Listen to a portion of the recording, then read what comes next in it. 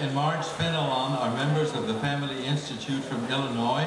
They will present their experiences of their contact with Father Kentenich while growing up as children in two of the first home shrines in Milwaukee.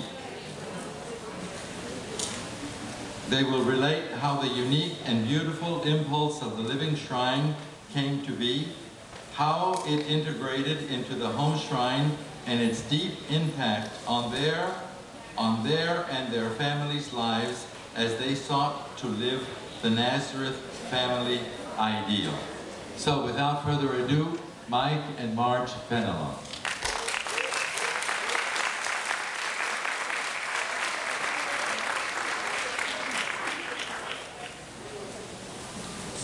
After 3.5 years of planning, it's hard to believe we are here right now.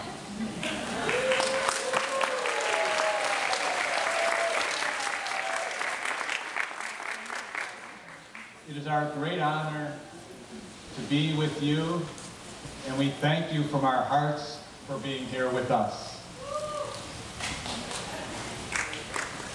It's often been acknowledged in Holy Scripture by the saints, by the great philosophers over the ages, and by our father and founder, that the greatest educative and transformative force isn't what one preaches and with words, but what and how one preaches through one's life. We see the reality of this universal principle, especially in its contradictions, through the lives of those around us and in the world at large. Why are we so disturbed with a leader, whether political or religious, that says one thing and does another? And why are we so struck by our Father Kentenich? Because he was absolutely genuine. What he said was who he was. What he said was what he lived. He was a true man of God. There was never a contradiction in him. This is what attracted the couples to Father and won their hearts during the time he was here in Milwaukee. He presented to them. In Milwaukee, Father Kentenich educated the couples that came to him about the ideal of the Nazareth family, as to what a true Schoenstatt family should strive to become. He educated the families to see that their first apostolate, the one that God had given them, was their family. Nothing could be more important, should disrupt or distract from this first apostolate. He didn't just leave the couples with these lofty ideals and the struggle with everyday strivings, but he helped them to develop what is called a great atmosphere in the home and in their married life, in order to secure the ideal of the Nazareth family.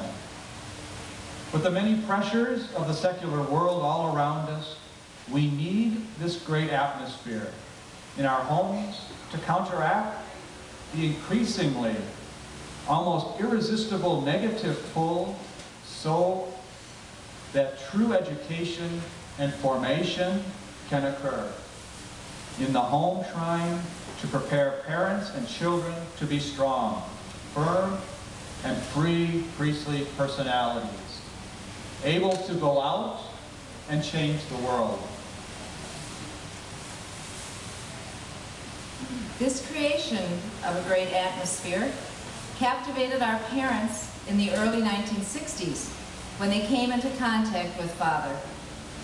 How they, as spouses, could strive to create this deep, warm love in their marriage, how they could educate and form their growing families into the spiritual world of values, and how they could create an atmosphere that would last even when the children left home. These were the longings of the couples that came to Father during this time of exile in Milwaukee, and the great atmosphere which we grew out of and witnessed as children.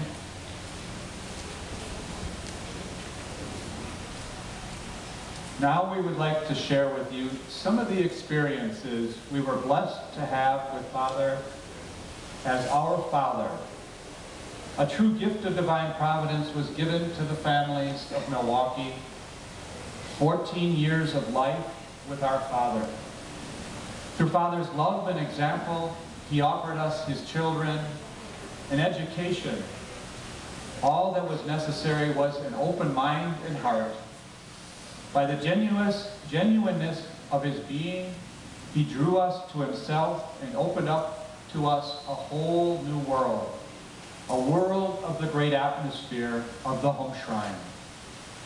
You will notice that whenever we talk with Father Kentenich, we often just say Father, because that is what he was to us. Due to the exile, we knew almost nothing of the great movement that he had founded, the magnitude of Schoenstatt in Europe or South America. To us, he was Father, always concerned, always available, always kind. In Milwaukee, Father Kentenich could really be a father to the children around him.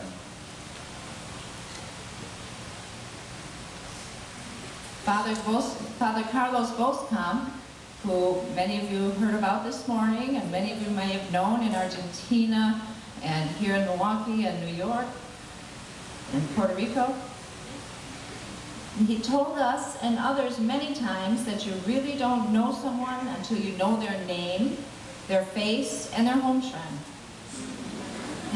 It was his way of letting us know long before the Twitter and Facebook worlds of superficial contact that you really need to know someone in person and to ultimately know them in their home shrine, to form a relationship and to really know who they are.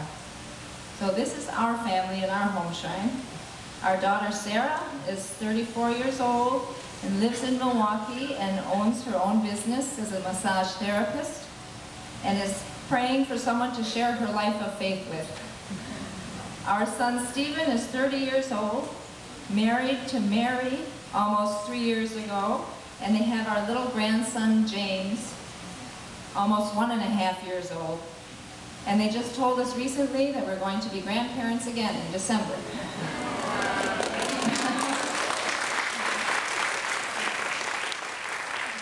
And this is our home shrine, which is named Home in the Hands of Our Father. We dedicated our home shrine in 1979, 2 years after we were married. The name came out of our personal experiences with Father and the depth of the graces we received through the home shrines we grew up in.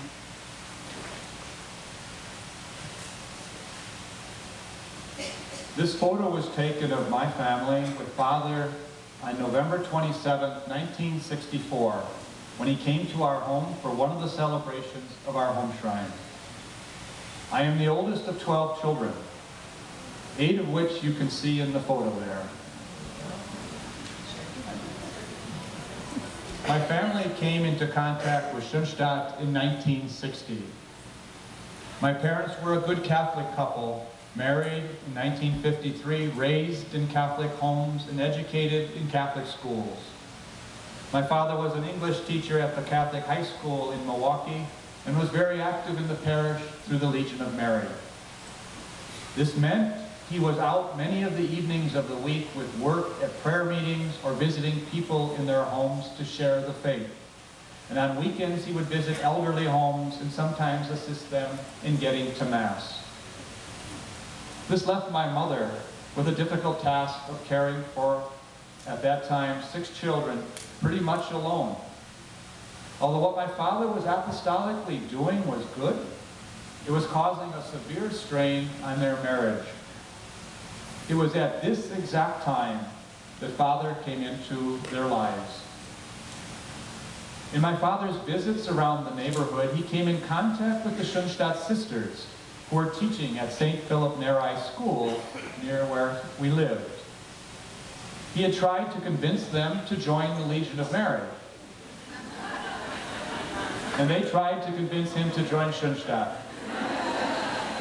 Every time he visited them, they would send him home with a large bag of cookies and cakes and bread for the growing family. In 1960, they invited my parents to come to the Monday night talks with other couples to meet Father Kentenich, and they accepted. My father was introduced to Father Kentenich at one of the first meetings they attended by a Schoenstatt sister. My father had a stubborn streak. It was not one to just go along or be pushed into something. He told Father Kentenich that if he had to choose between the Legion of Mary and Schoenstatt, he would take the Legion of Mary. The sister was horrified that my father would say this to Father. But Father just looked at my father in the eyes and smiled and said nothing. Within 6 months, my parents had made the covenant of love and the blank check.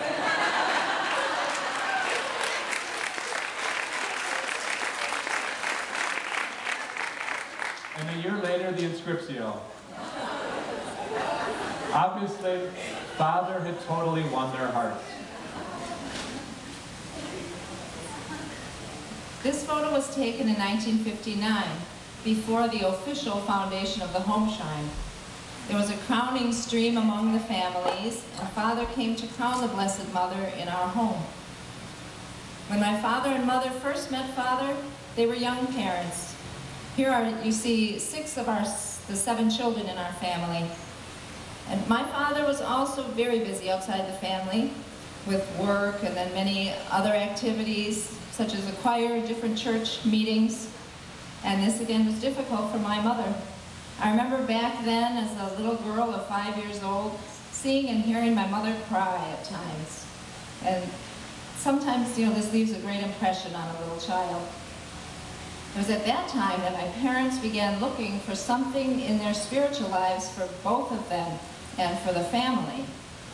In divine providence, through my father's work, he met a couple who knew Father, and they invited my parents to come to a Monday evening talk. Right away, when they heard Father speak, they were very impressed with what he had to say.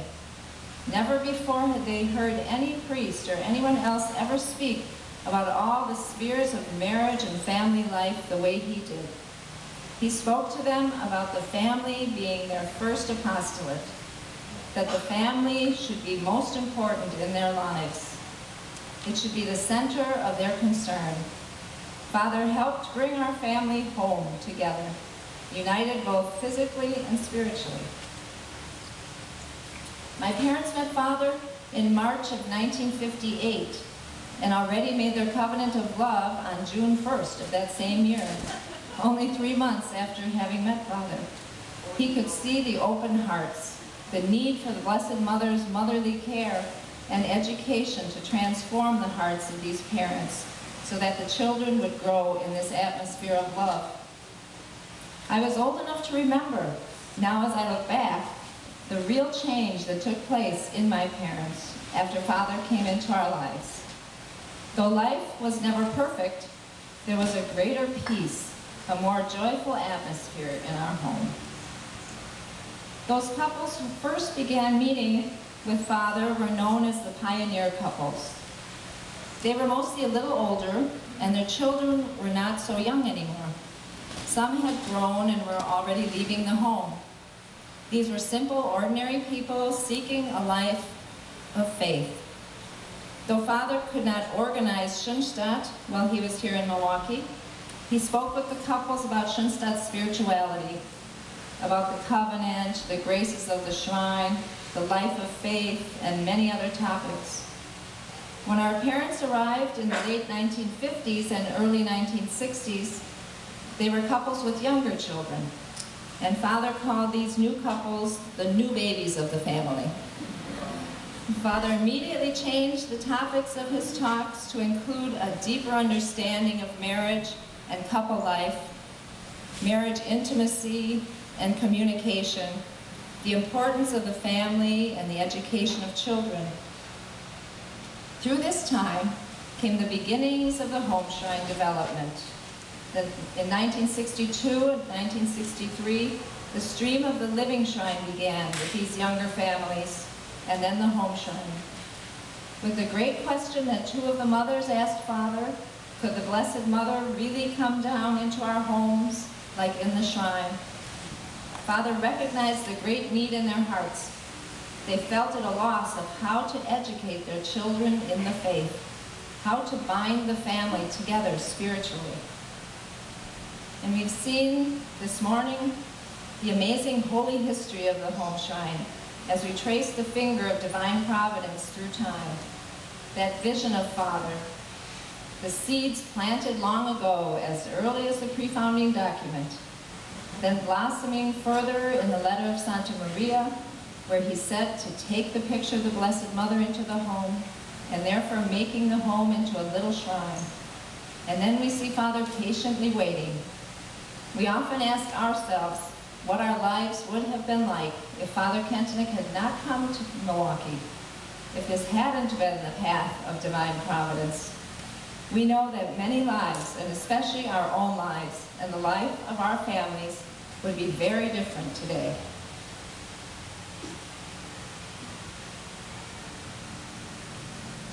The next series of photos were taken on February 2nd, 1964, at the Living Shrine and Homeshrine dedication of my family.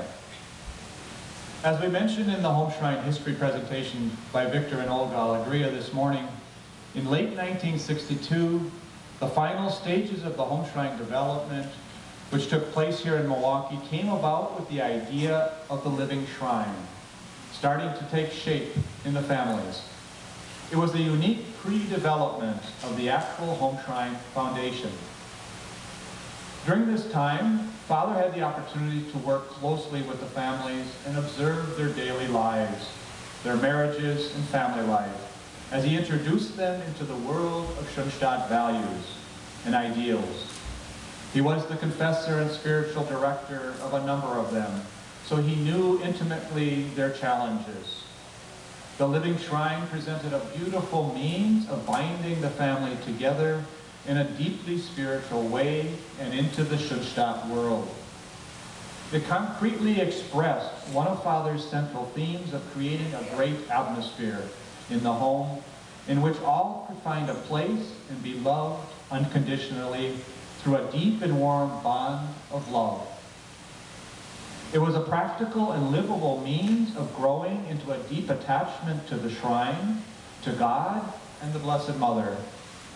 Vibrant relationships between family members, and strong bonds to our Schoenstatt ideals and mission. The Living Shrine was such a simple idea that it could be completely overlooked.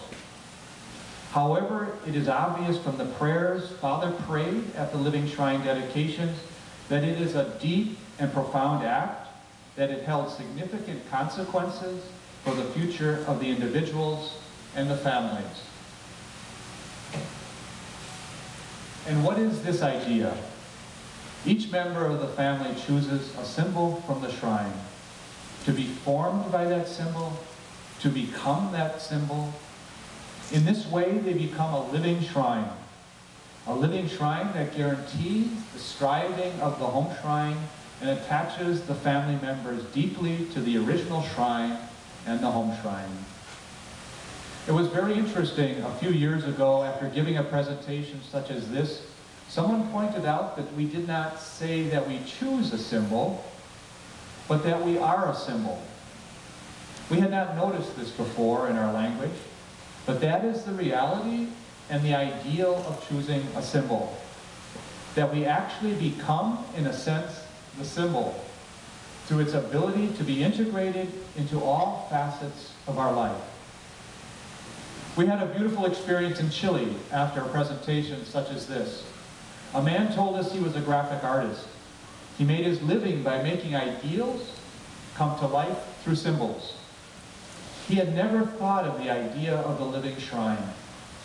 He said he was so excited, and he was going to go home and refound his home shrine. Most of the Living Shrine symbols in our family center around the Mass, or are near the front of the shrine around the altar. With a large family, we had quite a few symbols, some of which are St. Michael, the cross, the tabernacle, the Eucharist, the candle, the altar, the paten, the chalice, and the wine for Mass. Many years later, my mother remarked that every day at Mass, no matter where her children were, she could see them physically present before her. This was the reality and the power of the living shrine symbols, to unite the family together that Father had hoped could become a reality. I would like to share my father and mother's symbols and what Father prayed for them. It shows the beauty of the complementary symbols and the depth Father saw in them. My father chose to be the chalice, and my mother was the wine, both a central part of the Holy Mass. I think of the many times my father saw those two symbols raised up by Father Kentenich at his 6 o'clock a.m. morning Mass in the Exile Shrine. These two symbols are intimately united in the most holy reality, Christ really being among us, literally giving himself as living food. Both my father and my mother intimately united as the chalice and wine in this mystery as they are in their marriage sacrament. I can only imagine what they must have reflected on and experienced by these symbols over the years. Father Kentenich prayed the following for my mother's symbol. Quote, "The mother of the family would like to be symbolized by the wine. The wine needed in Holy Mass has two qualities. It must be pure and it must be genuine. If the mother wants to see herself symbolized in the wine, then as mother of the family and as spouse, she must be the epitome of womanhood. There must be nothing artificial in her, nothing phony. As we see the Blessed Mother as the ideal of womanly nobility, simplicity, and intactness, so the whole being of the mother of the family should be as genuine as that of the Blessed Mother." Mass wine has a second characteristic. It is set aside because it is changed into the blood of our Lord. The mother of the family is not content with being genuine and true in the ethical sense. She also wants to be elevated into a supernatural atmosphere in order to be a living reflection of the eternal, infinite God. Hence, all who are under the mother's influence should experience an extraordinarily warm, supernatural spirit, a warm, supernatural atmosphere which radiates from her and draws everything upward to her." Unquote. Father Kentenich prayed the following for my father's symbol. Quote, "The father of the family chose the chalice as his symbol. A chalice has to be made of gold. It contains the divine blood. A father too wants to be genuine, realistic, and down to earth in both directions. Everything in him should be like pure gold. He is not content with being an iron father or merely a silver father. No, he wants to be a golden father. An iron father fulfills his duties as far as he has to. And that is it. A silver father goes beyond his mere duties as far as he is able to, but lastly acts out of purely ethical, self-centered motives. His whole being, a golden father, is directly bound to and connected with the eternal, infinite God. He strives to embody the ideal of a golden father in his whole being. He strives to become a living image of the eternal Father. The second great attribute of the chalice is this. In the chalice, the wine is changed into the blood of Christ. In a similar way, the Father wants to embody the ideal of an interiorly transformed person, a completely changed person, a completely transformed father of the family.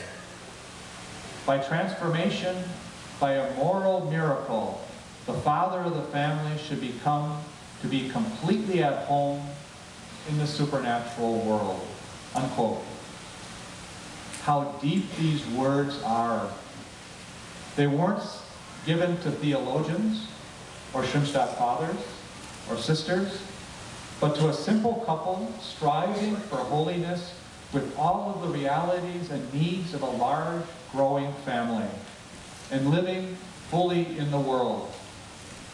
This prayer brought together an ideal to strive for and the binding to the supernatural world, to the shrine, and to each other. My brother Bernard, Father Lodge stole a little of my story here yesterday. Bernard wanted to be Father Kentenich in the living shrine. The Schoenstatt sister said, nobody can be Father Kentenich. But Bernard would not give in. When the time came that night for the dedication of Bernard's symbol, he said he wanted to be Father Kentenich. Father Kentenich gave a beautiful little prayer for Bernard. He immediately turned Bernard's symbol into that of Father Kentenich, into the eye of the Father, God the Father. He didn't let the symbol rest on himself, but on the characteristics and attributes of God the Father. What did Father see in that symbol? Let us look at the words Father said for Bernard.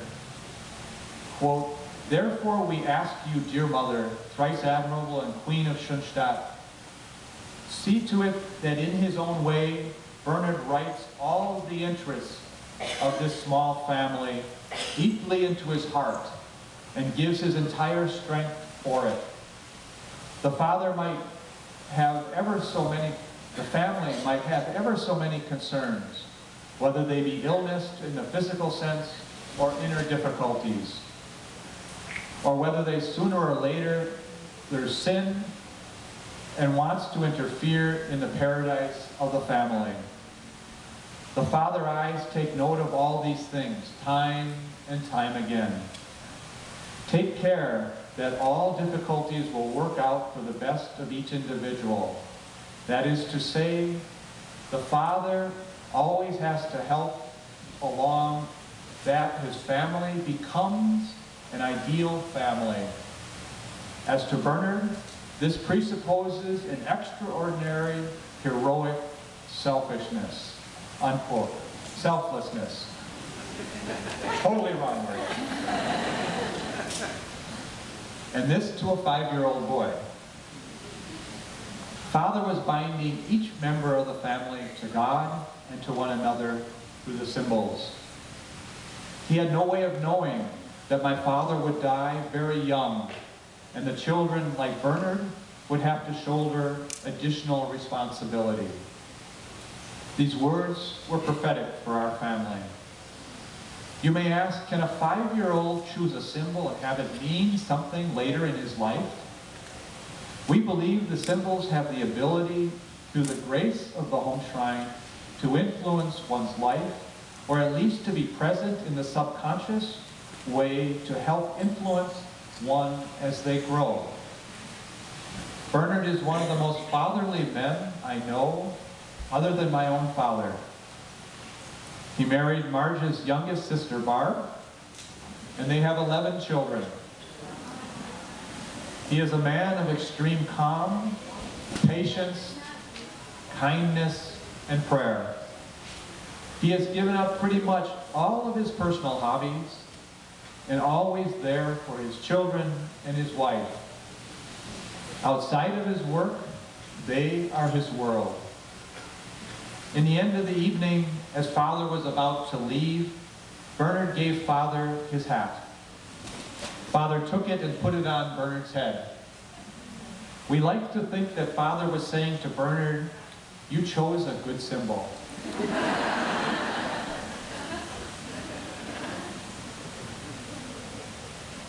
My sister Anne is the tabernacle. Here Father is showing her a picture of her symbol. Father had time for even the smallest of children when he came. My sister Jean is the altar. Whenever Father came to our home, the children would gather around him. Father was such a father. Each of them were saying, "Father, Father," until they caught his attention. They loved to show him the things that were important to them, especially their toys. He would have all the time in the world to talk to each one of them about their toy.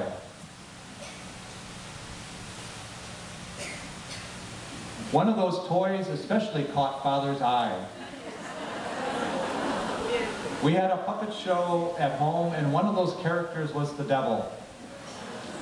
When Father saw the puppet, he took it by the neck and started shaking it. How serious he looks in this photo. We like this photo, which shows Father's naturalness.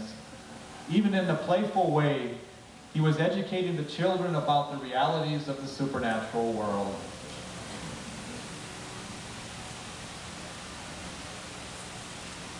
Father came to our home on February 24th, 1963 for the dedication of our living shrine.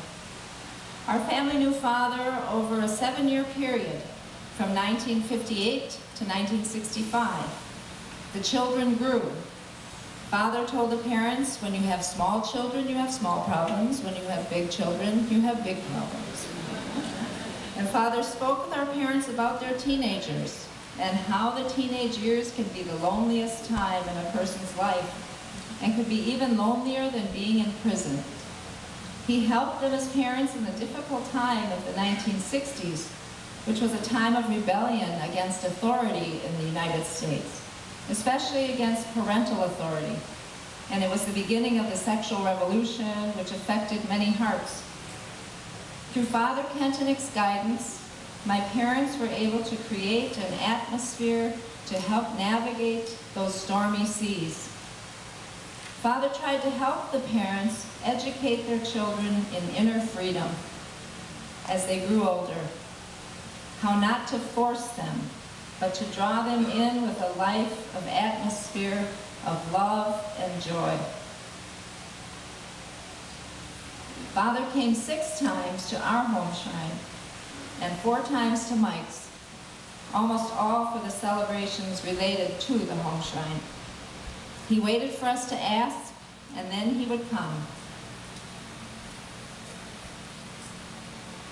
My baby sister Barb in the photo is the one who married Mike's brother Bernard. Here the family is showing Father a book that was made about all of our symbols. We feel that Father gave us a great gift.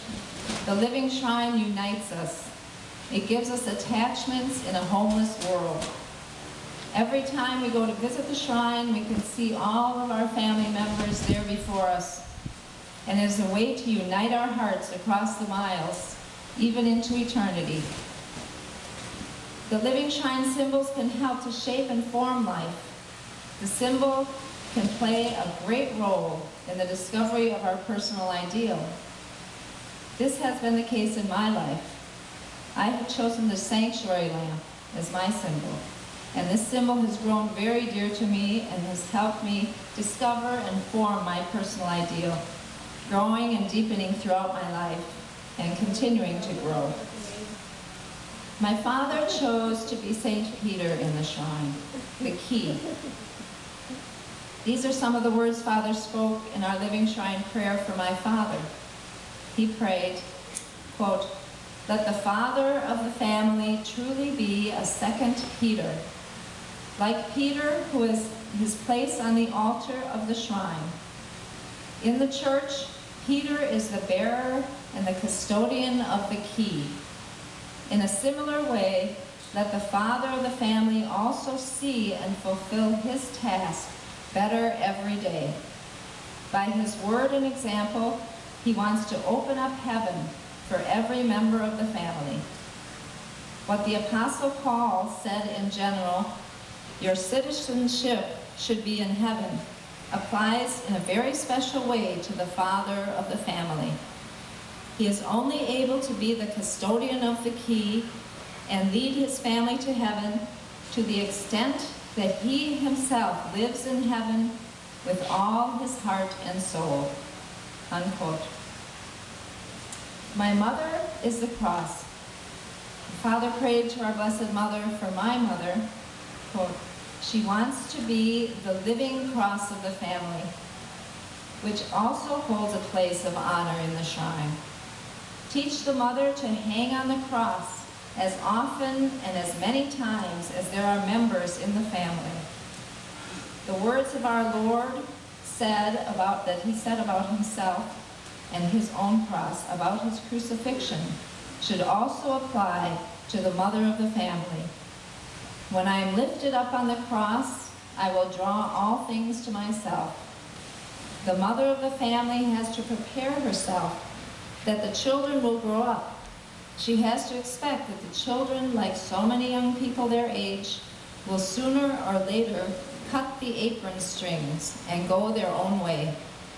Then she should and may repeat again and again, 'When I hang on the cross, I take care of my children. What I can no longer accomplish through my words, I may do, similar to our Lord by his crucifixion, by my own cross and suffering." Unquote. The spiritual world became more and more an everyday reality.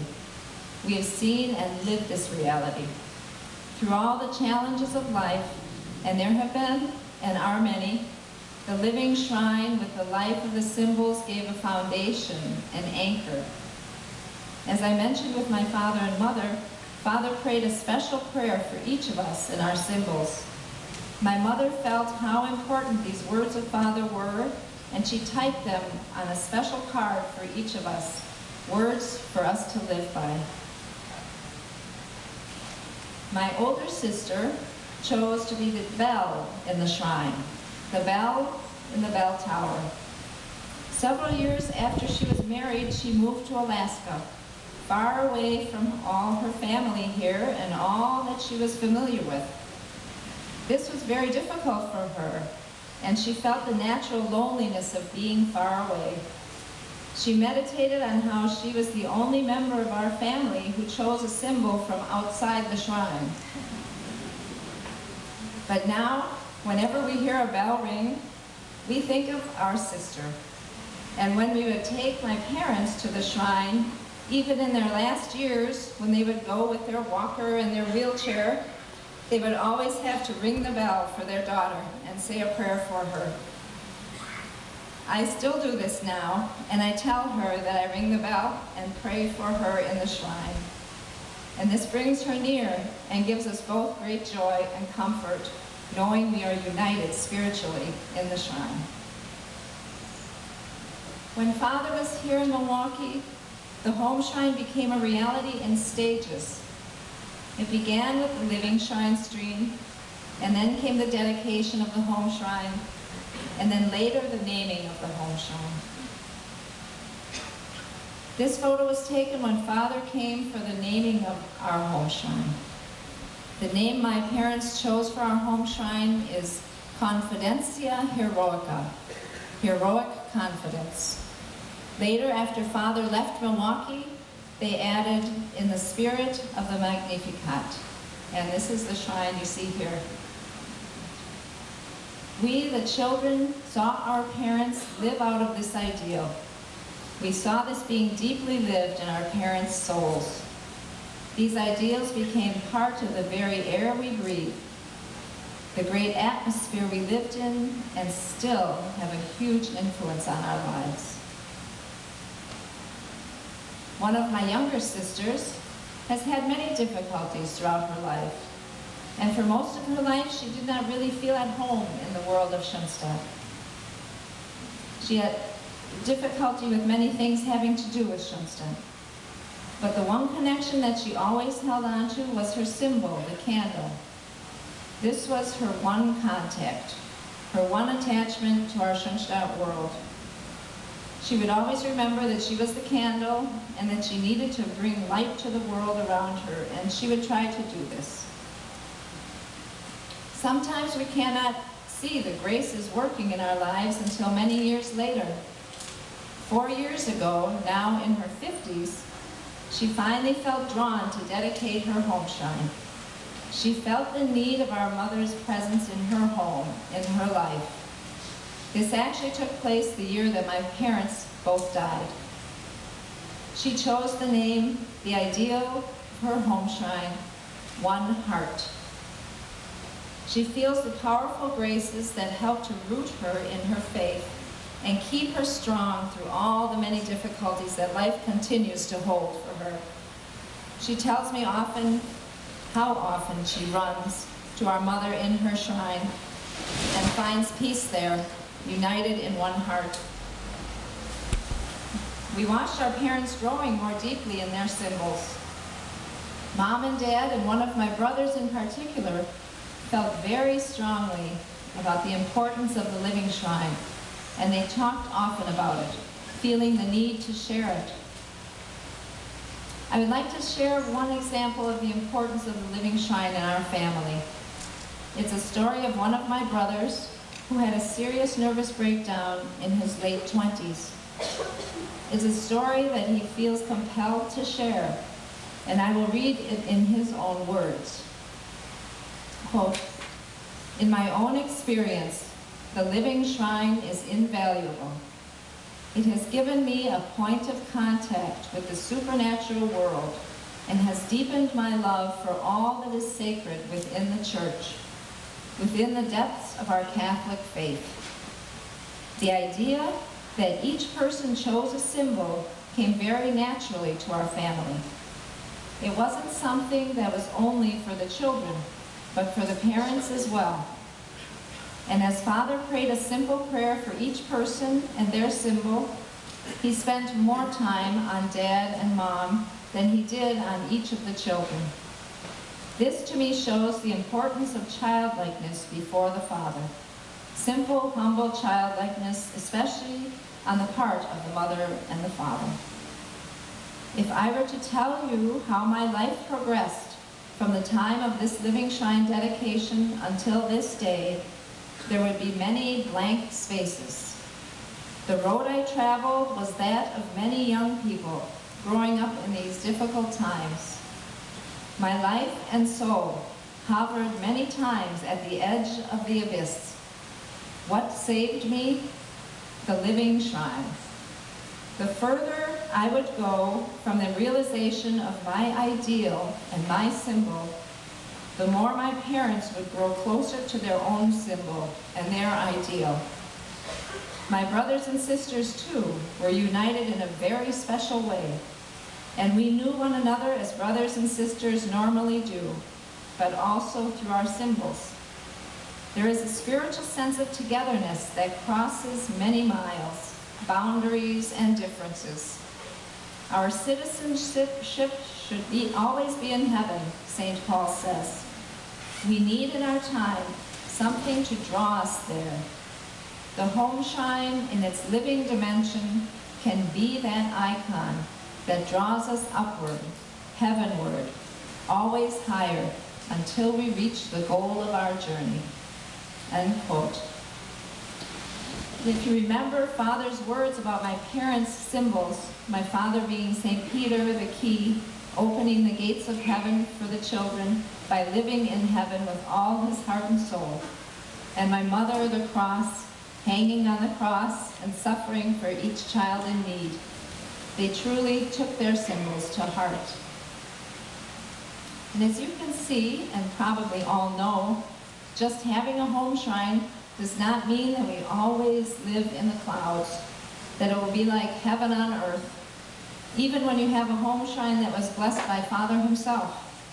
There are very real crosses and sufferings. They are part of the world we live in. But we know that we are never alone. Our Mother is there with her graces to lift us up and help us through all of our difficulties.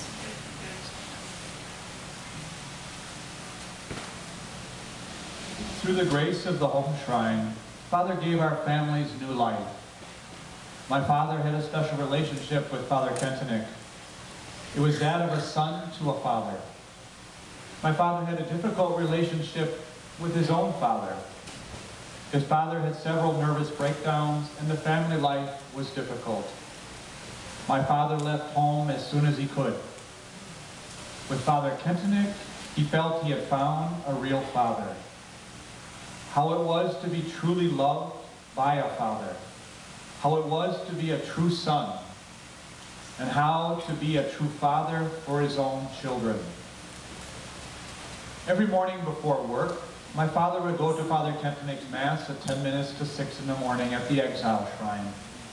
Since we didn't have a car, this meant he would get up at 4:30 in the morning in order to get to Mass. Daily Holy Mass had always been important to my father, but now he would not miss Father Kentenich's Mass in the shrine. On Saturdays, he would sometimes take us older children to Mass at the shrine. We would walk the 2 miles to the shrine.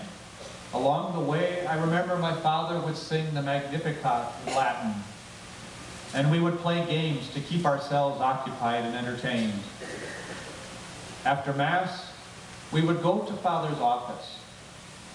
Father would invite us in, sit us children down in a little table in a hall, and then he would disappear into the kitchen. He would return with whatever he could find to give us children. A donut, a piece of fruit, a cookie, potato chips. Then he and my father would go into his office, and my father would go to confession and have spiritual direction. My father did this almost every Saturday for 3 years. You could say he was truly formed by Father Kentenich. This is the type of access we had to Father. Just knock on his door, and he would stop everything and make time for you. My father wasted no time. My mother said he was a changed man, a changed husband, and a changed father. Almost the very words of my father's living shrine prayer. He was a teacher, and he gave up his summer job and the extra income so that he could help my mother and be with us children. He did much of the cooking and clothes washing and food shopping. We had an old house, and he taught us how to work. But he also taught us how to have fun. We had no car, but we had 10 bicycles. He would take us on adventures around the city. We would go to the museum, the beach, the zoo, the swimming pools, lakes for fishing. Since there were so many of us, we had birthday party or 2 just about every month. And my father was always the wild leader of the festivities. It was a glorious time for us children. We could not have known, though, that only 11 years after Father Kentenich left Milwaukee, at the age of 48, my father would die of heart failure, leaving 11 children at home with my mother, the youngest child being only 6 years old. But in those years, he totally dedicated his life to the family, his wife, and to his Schoenstatt life, so that we had a firm foundation for the future. At my father's funeral, during the burial at the cemetery, someone overheard my 3 youngest brothers, who were 6, 7, and 9, discussing who their father was now talking to in heaven. One thought it was Gilbert Schimmel, who is one of the first Schoenstatt men in the U.S. and very close to Father. The second thought it was the Blessed Mother. And the third thought it was Father Kentenich. How could 3 small children take so naturally to heart a supernatural reality that most adults don't even acknowledge?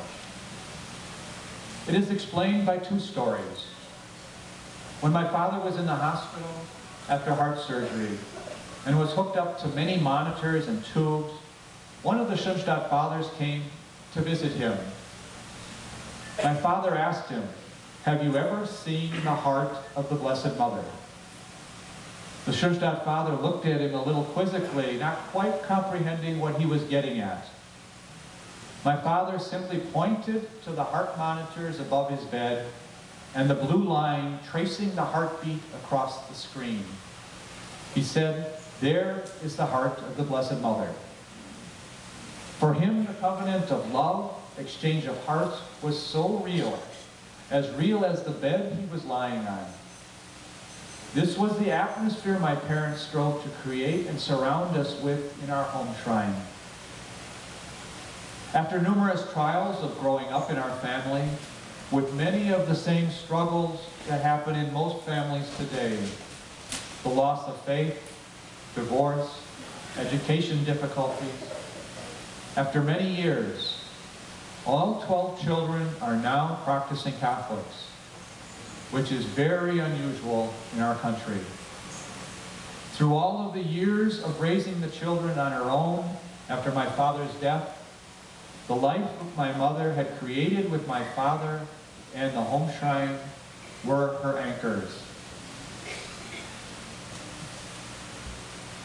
Father guided our families in the life of lived faith and helped them to practice the liturgical traditions in the home, making faith a part of life. My father was very sensitive to Father Kentenig's education in how to make faith come alive in the family. A Lenten tradition my father started in our home was a crown of thorns, which he wove from a thorn bush. During the year, my father would give the Blessed Mother in the home shrine, and to my mother also, roses from his rose garden. When the roses died, he would save the petals and dry them. During Lent, for every offering we made in the home shrine, we could put a rose petal on a thorn, so that by Easter the crown would be blossoming and soft for our Lord. Even the smallest of the children could understand the capital of grace in this way. Many times we would compete to see who could put the most petals on the crown. In this picture, with some of the children, he brought the crown to Father on Easter Sunday in 1965 to offer it to our mother in the exile shrine. We have continued this tradition of the crown of thorns throughout our married life. It brings faith to life, attachment to the spiritual world. Our Institute course family and some of our friends see this symbol's value and carry on this tradition. We even had a Protestant family visit our home, and seeing the crown, wanted to do this in their home.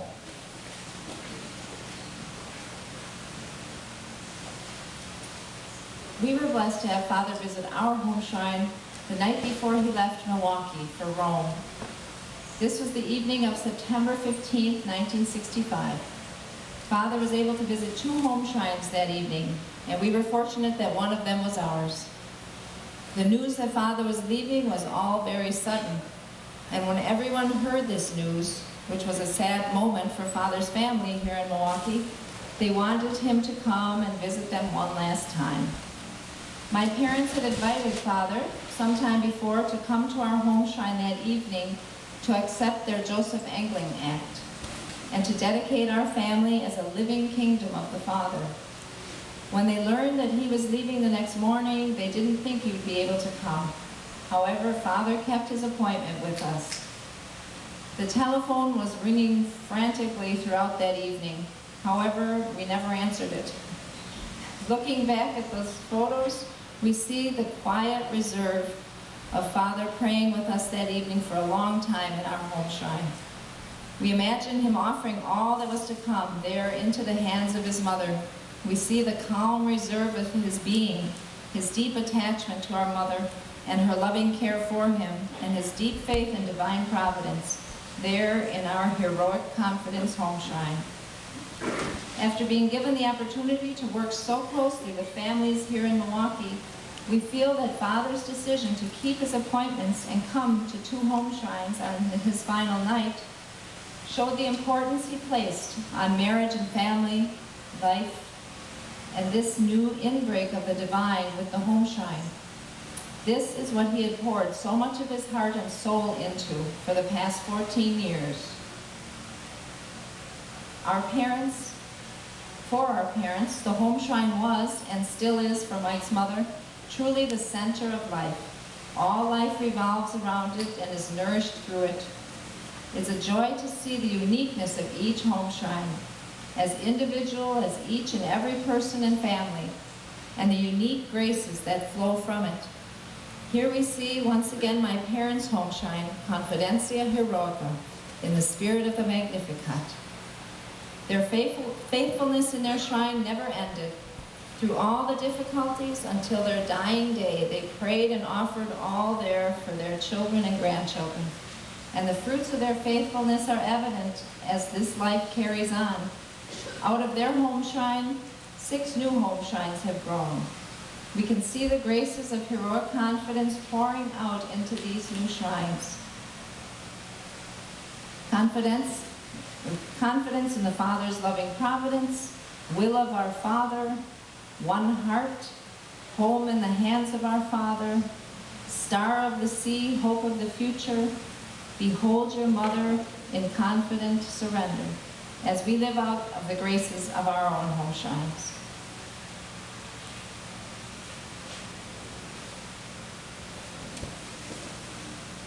I grew up in this Ita Pater, Stabat Mater home shrine.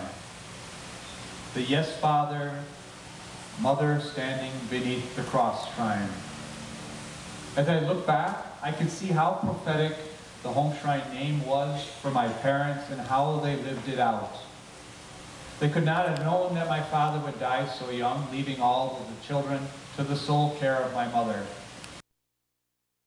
Hospital, knowing he was going to die, and how he and my mother had to live out of the reality of the home shrine ideal, standing beneath the cross and saying their yes, sorrowfully, but with total confidence in the Blessed Mother's care.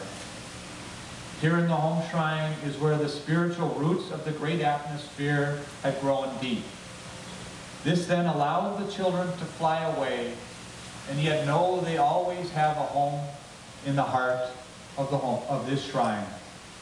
A place where they are unconditionally loved. And no matter what happens or what they do, they can come back and be received there with open arms. I have a brother who rejected our family. He rejected my mother and all of his brothers and sisters. He wanted nothing to do with us. He became involved with the wrong friends, with a woman who turned him especially against my mother. He left the church. He became involved with use of drugs, and he eventually went to jail. It broke my mother's heart, and it weighed on her greatly. She once again had to draw deeply from the Ita Pater, Stabat Mater home shrine. Over the years, we tried to contact him. Every attempt was rebuffed angrily with untrue accusations of what we had done to him, and the woman he now called his wife. Once, when my mother was very ill, and we feared she may die, I located his address and wrote to him. I said if there was anything I had done to cause this division, I apologize. But Mom was very sick, and please come home and reconcile with her. I received an angry letter of accusation and rejection. In May of 2003, I happened to be home early from work, and the telephone rang. On the other end was my brother. This was the first time I had talked to him in 20 years. His first question was, is my mother still alive? A heartbreaking question, but one that showed me he had at least read my letter. He told me his wife had put him in jail on false charges, had taken all of his money, sold all of his company's equipment, and left him with nothing. He had hit the bottom. A friend of his asked him if he had ever called his mother. He was afraid at first to talk to me. But for the next 2 hours, we shared and I told him all about his brothers and sisters, most of whom were now married, and the 23 nephews and nieces he had never met. It was a 20-year blank in his life. At the end of the conversation, he asked me if I would call my mother and my brothers and sisters for him. I said no. That was his responsibility. He said he was very afraid. I told him we had been praying for this day in our home shrines for 20 years, and not to be afraid. I said everyone would welcome him back with open arms. After we hung up, I immediately called my mother. I told her if she gets a telephone call that night, to not let it go, but to answer it. That's all I said. That night, my brother talked to my mother for the first time in 20 years. The next Sunday was Mother's Day, and he received a pass from jail and visited her. What a great joy now filled her heart. He called all of his brothers and sisters over the weekend, and everyone welcomed him back immediately. The photo you see on the bottom of the family was the first time we were all together again in 20 years. It is the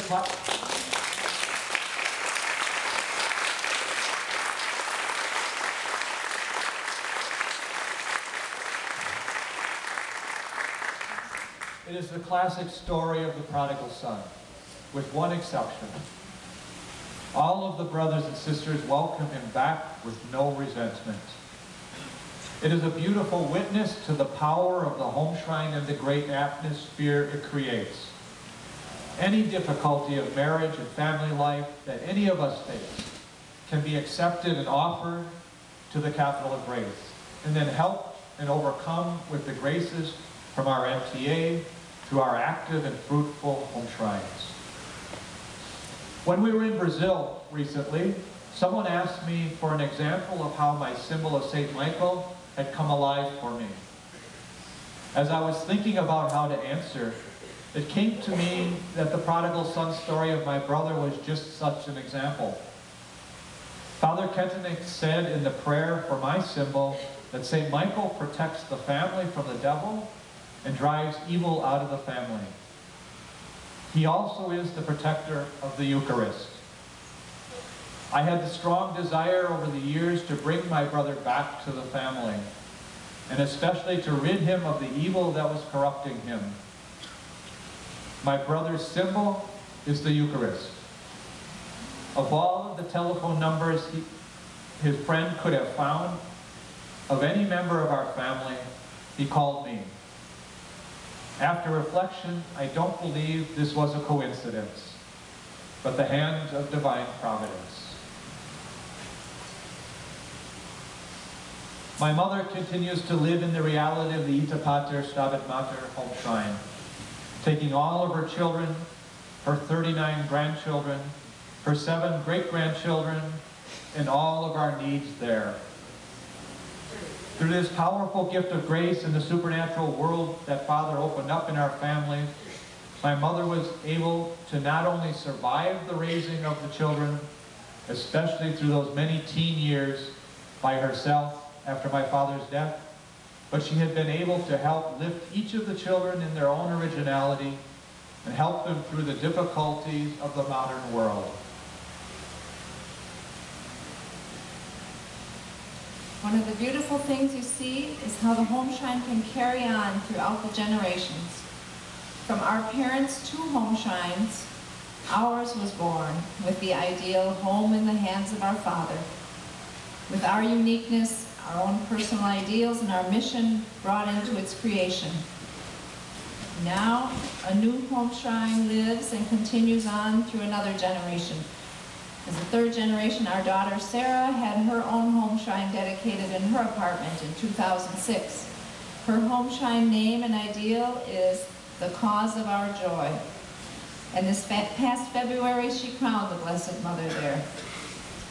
It's beautiful to see that with her melancholic personality, her living shrine symbol is the candle.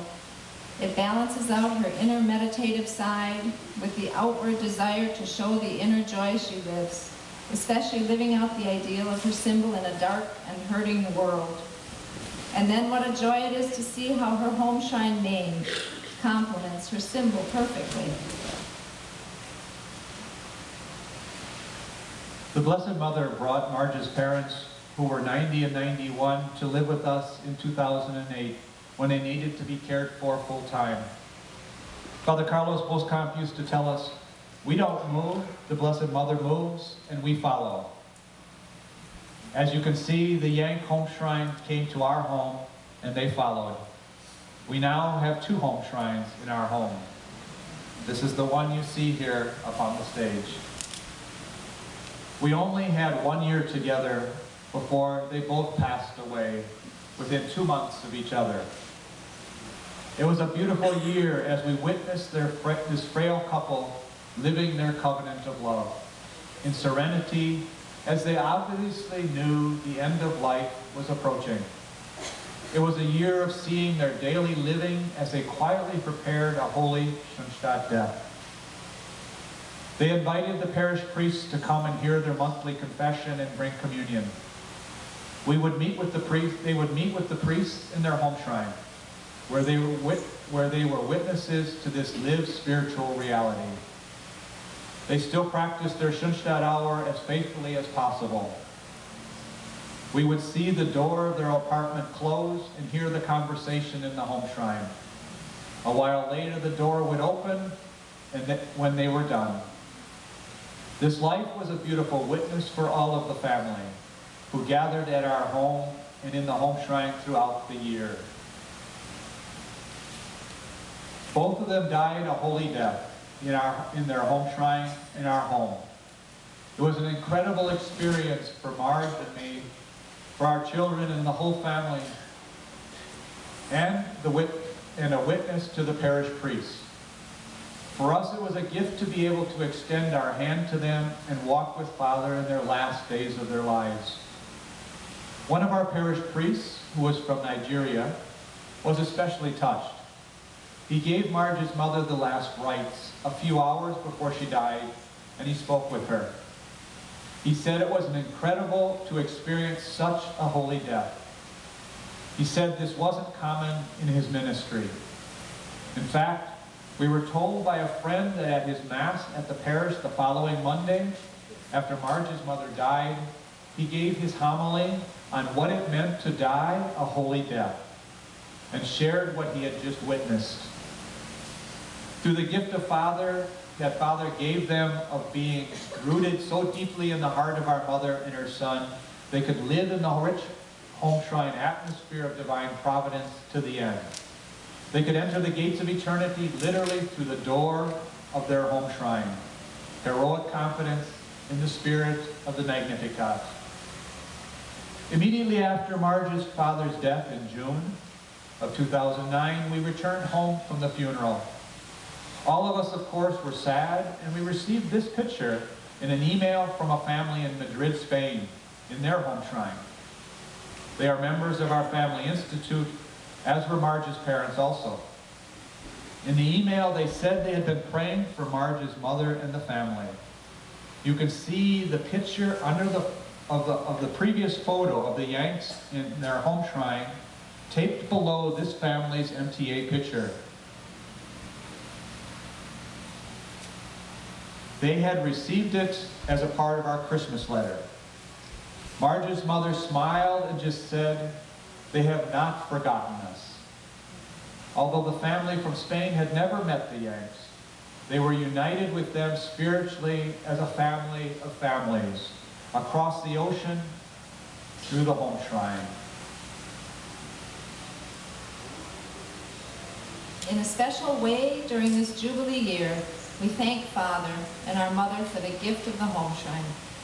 We believe the Homeshrine is the greatest gift Schoenstatt has to offer to the church and world today. It is the place where marriage and family life is transformed, united together in the natural and supernatural realities. The Homeshrine is a true and vital means of conquering the new shore and fostering attachments within the home across the oceans and into eternity.